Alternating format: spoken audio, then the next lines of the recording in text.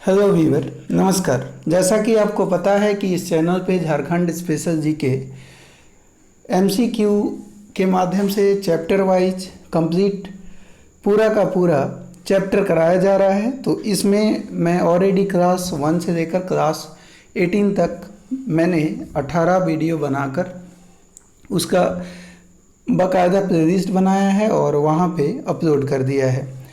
आज क्लास हम लोग शुरू करने वाले हैं क्लास 19 और इसमें हम लोग शुरू करेंगे झारखंड के राष्ट्रीय उद्यान एवं वन्य जीव अभयारण्य, उसको कंप्लीट करेंगे। फिर आगे के टॉपिक को झारखंड पर्यावरण को देंगे और इसी तरह से जितना हो सकेगा, लगभग 1 घंटे की वीडियो होगी, उसमें जितना कवर हो जाएगा आज करने की कोशिश करेंगे। तो चलिए स्टार्ट करते हैं आज का वीडियो का पहला क्वेश्चन, जो कि झारखंड के राष्ट्रीय उद्यान एवं वन्य जीव अभयारण्य से रिलेटेड क्वेश्चन है। तो पहला क्वेश्चन है अपना कि झारखंड में कुल कितने वन्य प्राणी आश्रय स्थल अवस्थित हैं। तो झारखंड में कुल कितने वन्य प्राणी आश्रय स्थल अवस्थित हैं। तो कुल वन्य प्राणी आश्रय स्थल की बात करें तो झारखंड में कुल 11 वन्य प्राणी आश्रय स्थल हैं, कुल 11 याद रखेंगे।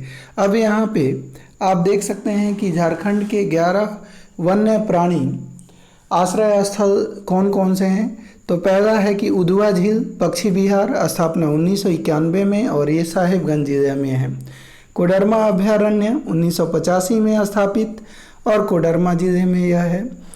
पालकोट अभयारण्य 1990 में गुमला जिले में। दालमा अभयारण्य की बात करें तो 1976 में और ये पूर्वी सिंहभूम में अवस्थित है। महुआ डांड अभयारण्य 1976 में और ये लातेहार में स्थित है। अगला है हजारीबाग अभयारण्य 1976 में और ये हजारीबाग में स्थित है। और पलामू अभयारण्य की बात करें तो ये भी 1976 में और ये पलामू में है। तो हजारीबाग अभयारण्य हजारीबाग में, पलामू अभयारण्य पलामू में और महुआ डांड अभयारण्य लातेहार में, ध्यान रखना है। और एक और बात आपको ध्यान रखनी है कि इन सब की जो स्थापना है 1976 में ही हुई है। गौतम बुद्ध अभयारण्य की बात करें तो 1976 में और ये गौतम बुद्ध अभयारण्य आपको कोडरमा में देखने को मिलेगा। तोपचांची अभयारण्य की बात करें तो स्थापना वर्ष इसका 1978 है और ये धनबाद जिले में है। लावालौंग अभयारण्य की बात करें तो 1978 में स्थापित हुआ यह और चतरा जिले में है। पारसनाथ अभयारण्य की बात करें तो ये 1981 में और ये गिरिडीह जिले में अवस्थित है। अगला क्वेश्चन है अपना कि झारखंड में कितने राष्ट्रीय उद्यान अवस्थित हैं। तो झारखंड में कितने राष्ट्रीय उद्यान अवस्थित हैं। तो 1 राष्ट्रीय उद्यान झारखंड में अवस्थित है।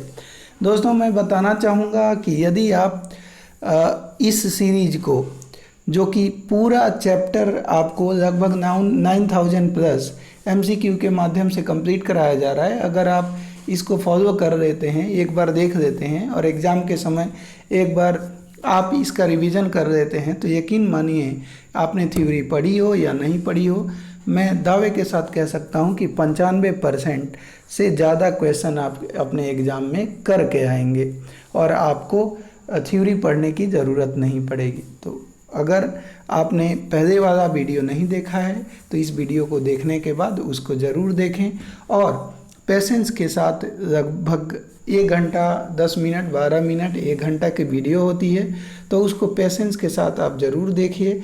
निश्चित तौर पे आप अन्य स्टूडेंट के कंपेयर में आगे रहेंगे। और मेरी एफ़र्ट पसंद आए, शुरू से अंत तक देखिए, एफ़र्ट पसंद आए तो एक लाइक ज़रूर कीजिए और चैनल पे नए हैं तो सब्सक्राइब भी कर दीजिए। तो झारखंड में कितने राष्ट्रीय उद्यान अवस्थित हैं। तो झारखंड में 1 राष्ट्रीय उद्यान अवस्थित है। बेतला राष्ट्रीय उद्यान यह झारखंड का एकमात्र राष्ट्रीय उद्यान है। इसकी स्थापना 1986 में की गई और यह लातेहार जिले में स्थित है। यह उद्यान 231.67 किलोमीटर स्क्वायर में फैला हुआ है और विश्व में सबसे पहले बाघ गणना का कार्य 1932 में भारत सरकार ने 1973-74 से इस राष्ट्रीय उद्यान बाघ परियोजना का संचालन कर रही है। यह झारखंड में स्थित एकमात्र टाइगर रिजर्व है।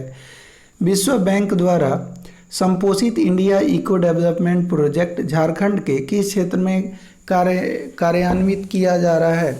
तो विश्व बैंक द्वारा संपोषित India eco development project Jharkhand के किस क्षेत्र में कार्यान्वित किया जा रहा है? तो आंसर हो जाएगा पलामू व्याघ्र परियोजना क्षेत्र में। पलामू वन जीव अभयारण्य झारखंड में एकमात्र राष्ट्रीय स्तर का अभयारण्य है और झारखंड के शेष सभी अभयारण्य राजकीय स्तरीय हैं। पलामू अभयारण्य राज्य का सबसे बड़ा अभयारण्य है। इसका विस्तार 794 वर्ग किलोमीटर स्क्वायर क्षेत्र में है और इसकी स्थापना 1976 में की गई थी। यहाँ हाथी सांभर जैसे वन्य जीव पाए जाते हैं और विश्व बैंक द्वारा संपोषित इंडिया का इको डेवलपमेंट प्रोजेक्ट झारखंड के पलामू व्याघ्र परियोजना के क्षेत्र में कार्यान्वित की जा रही है। अगला क्वेश्चन है अपना कि भारत सरकार द्वारा कहाँ बाघ परियोजना चलाई जा रही है? भारत सरकार द्वारा कहाँ बाघ परियोजना चलाई जा रही है? तो ये बेतला नेशनल पार्क, ध्यान रखिएगा। भारत सरकार द्वारा 1973-74 ईस्वी से इस राष्ट्रीय उद्यान में बाघ परियोजना का संचालन भारत सरकार कर रही है और यह झारखंड में स्थित एकमात्र टाइगर रिजर्व है। अगला अपना क्वेश्चन है कि पलामू अभयारण्य किस जिले में स्थित है? पलामू अभयारण्य की बात करें तो ये लातेहार जिले में स्थित है और वहीं हम बात करें कि पलामू अभयारण्य लातेहार जिले में अवस्थित है और झारखंड का सबसे बड़ा उद्यान पलामू अभयारण्य है। इसका विस्तार 794 वर्ग किलोमीटर क्षेत्र में है और इसकी स्थापना 1976 में की गई। पलामू में प्रोजेक्ट टाइगर की स्थापना किस वर्ष की गई थी? तो पलामू में प्रोजेक्ट टाइगर की स्थापना 1974 में की गई थी। इसको भी आप याद रखेंगे।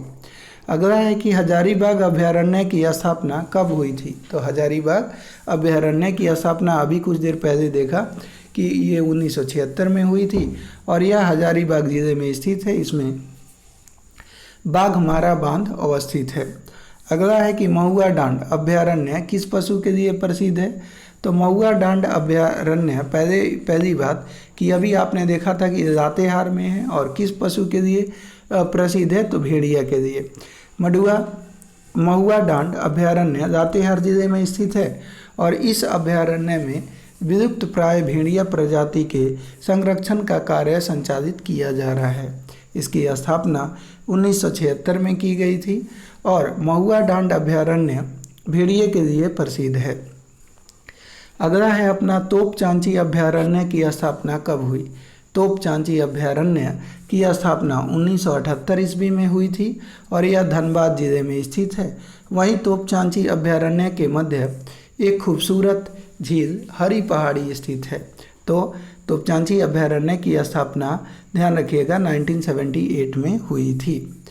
अगला है अपना दालमा अभयारण्य किस जिले में अवस्थित है? तो दालमा अभयारण्य की बात करें तो ये पूर्वी सिंहभूम जिले में अवस्थित है। दालमा अभयारण्य पूर्वी सिंहभूम जिले में स्थित है।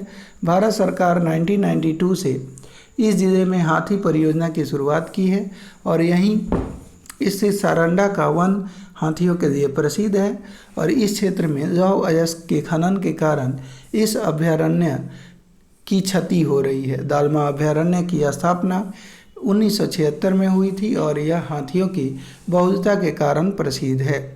अगला है अपना लावालौंग अभयारण्य। लावालौंग अभयारण्य की बात करें तो ये चतरा जिले में है। कहाँ पे? चतरा जिले में। लावालौंग अभयारण्य चतरा जिले में स्थित है और इसकी स्थापना 1978 में 1978 में हुई थी। वहीं कोडरमा अभयारण्य की स्थापना की बात करें तो 1985 में हुई थी और ये कोडरमा जिले में है। नाम ही से आपको पता चल गया होगा। अगला है कि पालकोट आश्रयणी किस जिला में स्थित है? तो पालकोट आश्रयणी की बात करें तो ये गुमला जिला में स्थित है। पालकोट आश्रयणी गुमला जिले में स्थित है और इसकी स्थापना 1990 में हुई थी। पारसनाथ अभयारण्य की स्थापना कब हुई थी? तो अभी देखा था कुछ देर पहले कि पारसनाथ अभयारण्य की बात करें तो ये 1981 में 1981 में पारसनाथ की स्थापना हुई थी। पारसनाथ अभयारण्य की स्थापना 1981 ईस्वी में हुई थी और यह गिरिडीह जिले में स्थित है। अगला है अपना कि गौतम बुद्ध अभयारण्य किस जिले की सीमा पर स्थित है। तो गौतम बुद्ध अभयारण्य की बात करें तो ये कोडरमा जिले की सीमा पर स्थित है। गौतम बुद्ध अभयारण्य कोडरमा जिला की सीमा पर स्थित है। ऑप्शन नंबर बी आंसर हो जाएगा। गौतम बुद्ध अभयारण्य कोडरमा जिले की सीमा पर स्थित है और इसकी स्थापना 1976 में हुई थी। अगला है राजमहल जीवाश्म फॉसिल अभयारण्य किस जिले में अवस्थित है।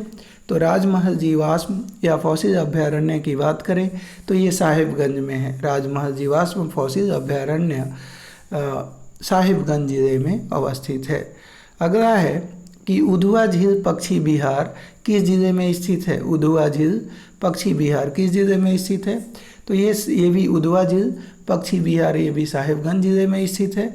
उधवा झील पक्षी विहार यह साहिबगंज जिले में स्थित है तथा प्रवासी पक्षियों के लिए प्रसिद्ध है। यहाँ साइबेरियाई सहित विश्व के कई प्रकार के पक्षी आते हैं और इसकी स्थापना 1991 ईस्वी में की गई थी। यहाँ के प्रमुख पक्षियों में याद रखेंगे कि यहाँ के प्रमुख जो पक्षी हैं उनमें जलकौवा, बटान और किंगफिशर प्रमुख हैं। जलकौवा, बटान और किंगफिशर प्रमुख हैं। अगला है कि बिरसा भगवान जैविक उद्यान कहाँ अवस्थित है। तो बिरसा भगवान जैविक उद्यान जो है ओरमांझी रांची में स्थित है। बिरसा भगवान जैविक उद्यान रांची जिला के अंदर ओरमांझी प्रखंड में अवस्थित है और इसकी स्थापना 1994 ईस्वी में हुई थी। यह रांची शहर से 20 किलोमीटर की दूरी पर सपही नदी पर स्थित है। सपही नदी पर स्थित है, ध्यान रखिएगा। झारखंड के जैविक उद्यान के संदर्भ में कौन सा कथन सही है। झारखंड के जैविक उद्यान के संदर्भ में कौन सा कथन सही है। तो नेहरू जैविक उद्यान इसकी स्थापना 1980 में हुई है और यह बोकारो जिला में स्थित है। यह पर्यटन हेतु प्रसिद्ध है। पहला बिल्कुल सही है। मगर प्रजनन केंद्र इसकी स्थापना 1987 में की गई। यह IUCN कार्यक्रम के तहत रांची जिला के मूटा रुका ग्राम में स्थित है। IUCN का फुल फॉर्म क्या होता है दोस्तों। तो international union for conservation of nature. International union for conservation of nature, तो ये भी ध्यान रखिएगा। तो दूसरा भी कथन सही है। मगर प्रजनन केंद्र की बात करें तो इसकी स्थापना 1987 में की गई और यह IUCN कार्यक्रम के तहत रांची जिले के मूटा रुका ग्राम में इसकी स्थापना की गई है। अगला है कि बिरसा मृग विहार इसकी स्थापना 1987 में की गई। यह झारखंड के खूंटी जिले में कालामाटी नामक स्थान पर स्थित है। यहाँ सांभर एवं चीतल का संरक्षण किया जाता है। तो तीसरा भी सही है। मछली घर इसकी स्थापना 2018 में की गई। यह बिरसा जैविक उद्यान के सामने है। तो ये सभी के सभी कथन ऑप्शन नंबर डी अपने आंसर हो जाएंगे। अगला क्वेश्चन है बिरसा मृग विहार कहाँ अवस्थित है। बिरसा मृग विहार की बात करें तो ये कालामाटी खूंटी में अवस्थित है। बिरसा मृग विहार कालामाटी खूंटी जिला के अंदर अवस्थित है। इस पार्क का एकमात्र उद्देश्य हिरणों की 2 प्रजातियों सांभर एवं चीतल का प्रजनन है। यह 23 एकड़ भूमि में फैला हुआ है। अगला है कि मगरमच्छ क्या है। मगरमच्छ प्रजनन केंद्र कहाँ अवस्थित है। तो मगरमच्छ प्रजनन केंद्र की बात करें तो ये मूटा रांची में अवस्थित है। मगरमच्छ प्रजनन केंद्र रांची जिला के अंदर मूटा में अवस्थित है। मगरमच्छ प्रजनन केंद्र मूटा ओरमांझी सिकिदरी मार्ग पर रांची से 35 किलोमीटर की दूरी पर स्थित है। भेड़ा नदी के 2 व मद्रास क्रोकोडाइल बैंक से 3 मगरमच्छों को लाकर इस प्रजनन केंद्र को प्रारंभ किया गया था। तो बिल्कुल ये ध्यान रखिएगा। अगला है कि झारखंड के किस जिले में जवाहर नेहरू जैविक उद्यान है। झारखंड के किस जिले में जवाहर नेहरू जैविक उद्यान है, तो ये बोकारो जिले में जवाहर नेहरू जैविक उद्यान है। तो झारखंड के बोकारो जिले में जवाहरलाल नेहरू जैविक उद्यान है और इसकी स्थापना 1980 में की गई थी। अगला है कि जुबली पार्क कहाँ अवस्थित है। तो जुबली पार्क की अगर हम बात करें तो ये जमशेदपुर में अवस्थित है। टाटा स्टील द्वारा निर्मित जुबली पार्क जमशेदपुर न्यायालय परिसर के समीप स्थित है और यह पार्क जमशेदपुर पर्यटन के प्रमुख आकर्षकों में से एक है। जमशेदपुर स्थित जुबली पार्क का निर्माण मैसूर स्थित वृंदावन गार्डन की तर्ज पर किया गया है। तो जुबली पार्क कहाँ पे स्थित है, तो ध्यान रखिएगा ये जमशेदपुर में स्थित है। कहाँ पे, जमशेदपुर में। और इसका निर्माण जो है वो टाटा स्टील के द्वारा किया गया है। और ध्यान रखिएगा ये निर्मित जुबली पार्क टाटा स्टील द्वारा ये जुबली पार्क निर्मित है, जो कि जमशेदपुर न्यायालय के परिसर के आसपास है। ठीक है। अगला है आपको सुमेधन करना है। क्या करना है, सुमेधन। तो सुमेधन में बताना है कि जो है इनमें कौन कौन सा सही है, सही सुमेधन है, वो उसकी पहचान करनी है। तो चलिए देखते हैं। पहला अगर हम बात करें तो इन्होंने कहा कि यहाँ तिलैया पक्षी विहार कोडरमा में है। तिलैया पक्षी विहार कोडरमा में है, ये सही है। वहीं तेनू घाट पक्षी विहार की बात करें तो बोकारो में है, ये भी सही है। तेनू घाट पक्षी विहार बोकारो में, तिलैया पक्षी विहार कोडरमा में। तिलैया पक्षी विहार कहाँ पे है, कोडरमा में, और तेनू घाट पक्षी विहार बोकारो में, ये याद रखना है। वहीं चंद्रपुरा पक्षी विहार की बात करें तो गिरिडीह में। चंद्रपुरा पक्षी विहार की बात करें तो गिरिडीह में, तो ये बिल्कुल अपना गलत है। चंद्रपुरा पक्षी विहार की अगर हम बात करें तो ये बोकारो में है। कहाँ पे, ये भी बोकारो में है। तो चंद्रपुरा पक्षी विहार की बात करें दोस्तों तो बोकारो, ध्यान रखिएगा। तो ये गलत हो गया। तिलैया पक्षी विहार कोडरमा में, तेनू घाट पक्षी विहार बोकारो में, और चंद्रपुरा पक्षी विहार ये भी बोकारो में है। अगला है कि ईचागढ़ पक्षी विहार। तो ईचागढ़ सरायकेला खरसावां में है, तो ईचागढ़ पक्षी विहार सरायकेला खरसावां में हो जाएगा। तो तीसरा कथन गलत है, बाकी 1, 2, 4 सही है। तो आंसर हो जाएगा ऑप्शन नंबर बी। चंद्रपुरा पक्षी विहार की बात करें तो अभी आपने जान लिया कि ये बोकारो में है। कहाँ पे है, बोकारो में। अगला क्वेश्चन है अपना कि अगला क्वेश्चन है जी कि झारखंड के झार पार्क के संदर्भ में कौन सा कथन सही है। झारखंड के झार पार्क के संदर्भ में कौन सा कथन सही है, तो इसका संचालन झारखंड पार्क प्रबंधन एवं विकास प्राधिकरण के द्वारा किया जाता है। झारखंड के झार पार्क के संदर्भ में कौन सा कथन सही है, तो इसका संचालन झारखंड पार्क प्रबंधन एवं विकास प्राधिकरण के द्वारा किया जाता है। तो ध्यान रखिएगा, अगर झार पार्क की बात कर रहे हैं तो इसमें बिल्कुल ये पहला जो है अपना कथन सही हो जाएगा। झारखंड में झार पार्क के संदर्भ की बात करें तो इसका संचालन झारखंड पार्क प्रबंधन एवं विकास प्राधिकरण के द्वारा किया जाता है, बिल्कुल सही बात है।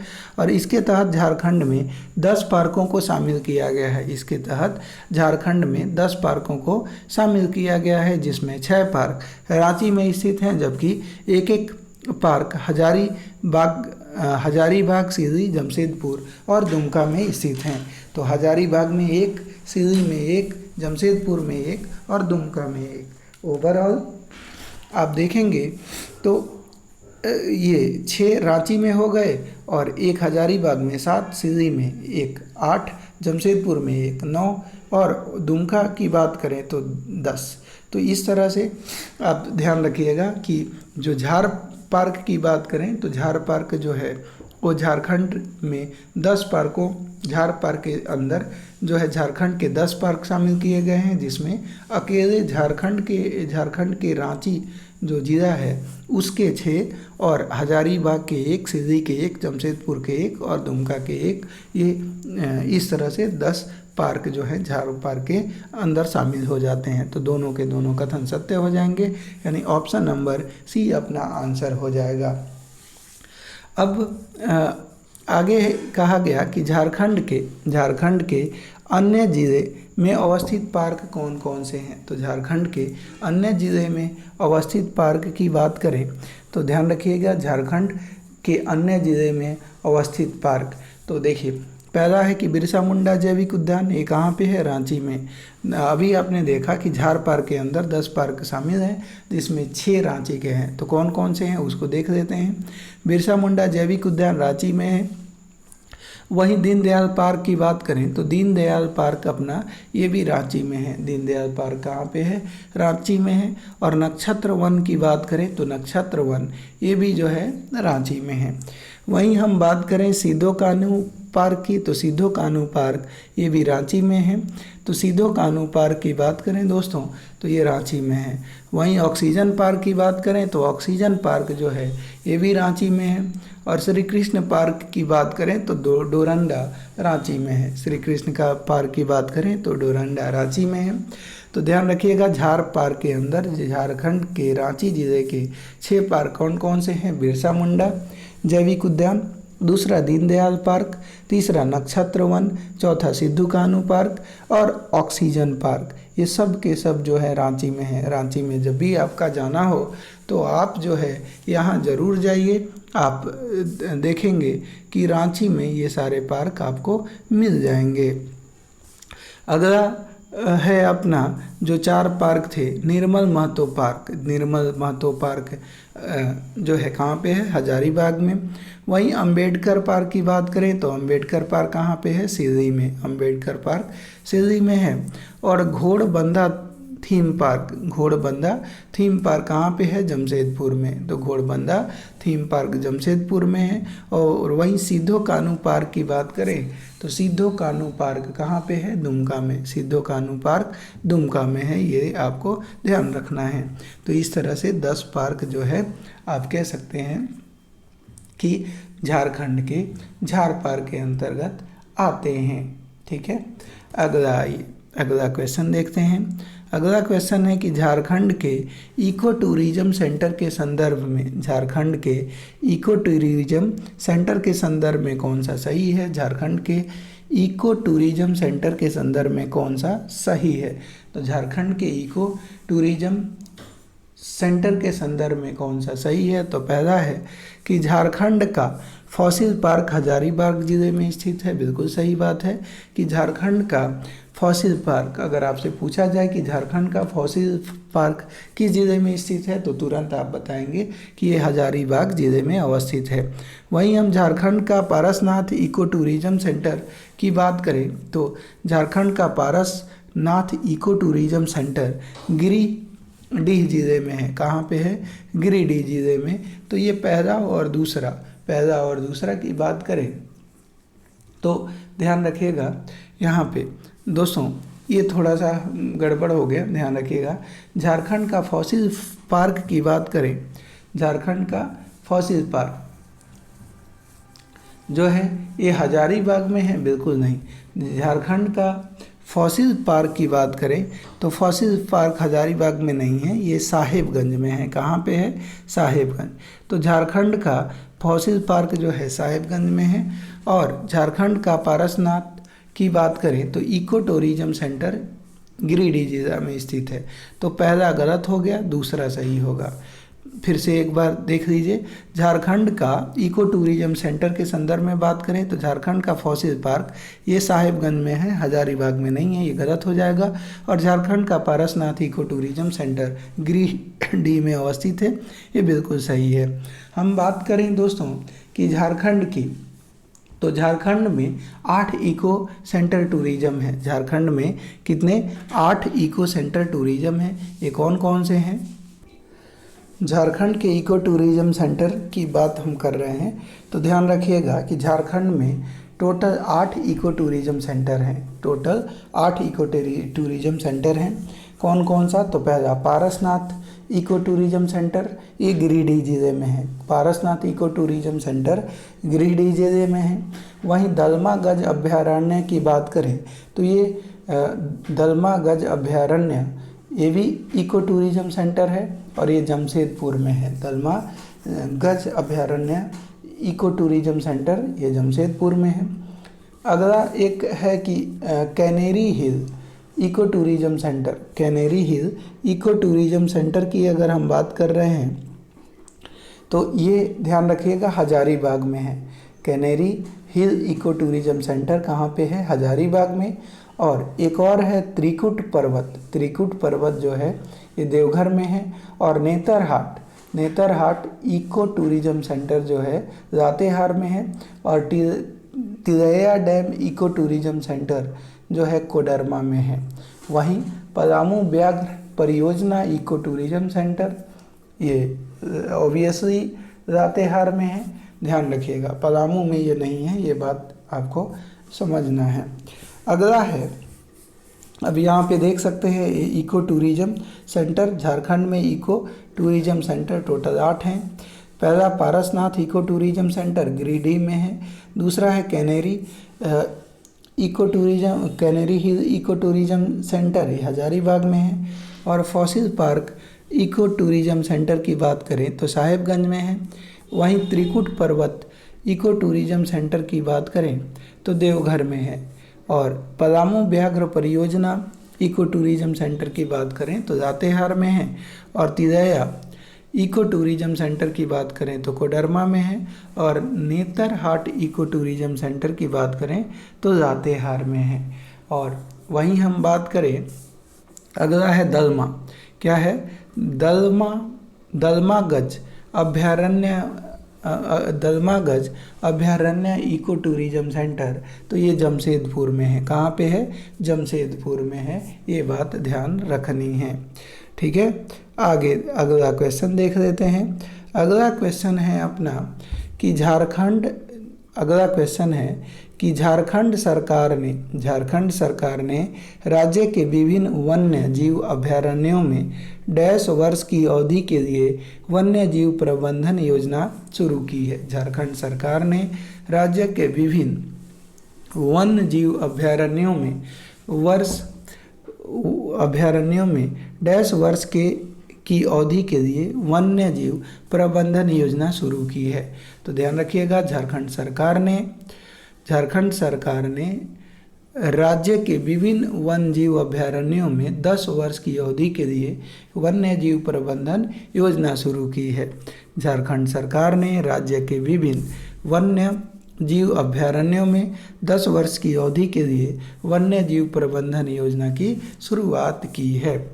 अगला क्वेश्चन है अपना कि झारखंड में निम्नलिखित में से कौन से पार्क या अभ्यारण्य में चेरो राजाओं के समय के ऐतिहासिक स्मारक और किले हैं? झारखंड में निम्नलिखित में से कौन से पार्क या अभ्यारण्य में चेरो राजाओं के समय के ऐतिहासिक स्मारक और किले हैं? तो ध्यान रखिएगा, झारखंड के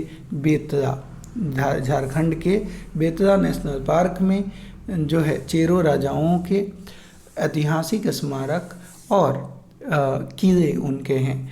बेतला नेशनल पार्क जो झारखंड का एकमात्र नेशनल पार्क राष्ट्रीय उद्यान है में चेरो राजाओं के समय के ऐतिहासिक स्मारक और किले हैं। यहाँ 2 किले अवस्थित हैं जिन्हें पुराना किला और नया किला के नाम से जाना जाता है। पुराना किला और नया किला के नाम से जाना जाता है। ये किले औरंगा नदी के तट पर हैं, तो ध्यान रखिएगा। तो ये इस तरह से हम लोगों ने जो भी अपना राष्ट्रीय उद्यान और वन्य जीव अभ्यारण्य था वो हमने कंप्लीट कर दिया। अब आगे अगले क्लास में हम लोग डिस्कस करेंगे अपना नया टॉपिक झारखंड पर्यावरण और पर्यावरण में हम लोग झारखंड पर्यावरण के टॉपिक को देखेंगे। फिर झारखंड आपदा प्रबंधन को हम लोग जानेंगे। और उसके बाद जो अपना टॉपिक जो होगा वो होगा झारखंड की अर्थव्यवस्था। तो दोस्तों, आज थोड़ा सा कोई अर्जेंसी वर्क आ गया है जिसके कारण जो है मुझे जाना पड़ रहा है। तो आज के लिए मैं माफ़ी चाहूँगा। जैसा कि आपको पता है कि जो भी आपने इसके पहले वीडियो देखा होगा सारे 1 घंटे के आसपास के वीडियो हैं। तो मैं जो भी आपसे वादा करता हूँ उसको मैं पूरा करता हूँ। मैंने कहा है कि 9000+ MCQ चैप्टर वाइज हम लोग कंप्लीट कर देंगे, तो हम लोग करेंगे। तो अगले क्लास में थोड़ा ज़्यादा मैं आपको जो है थोड़ा लंबा क्लास ले लूँगा और इसको मैं कंप्लीट करा दूँगा। तो आप जो है केवल और केवल अपने जो भी आपको पढ़ाया जा रहा है उस पर फोकस कीजिए, जी जान लगाइए और एक सीट अपना पक्का करने के लिए दिन रात एक करिए। हमसे जितना भी हो सकता है वो हम आपके लिए करने की प्रयास आज भी मैं कर रहा हूँ और आगे भी करता रहूँगा। तो उम्मीद है वीडियो पसंद आई होगी। वीडियो पसंद आया हो तो लाइक कर दीजिएगा और चैनल पे नए हैं तो सब्सक्राइब ज़रूर कर दीजिए। मिलते हैं कल एक नए वीडियो में, तब तक के लिए धन्यवाद। टेक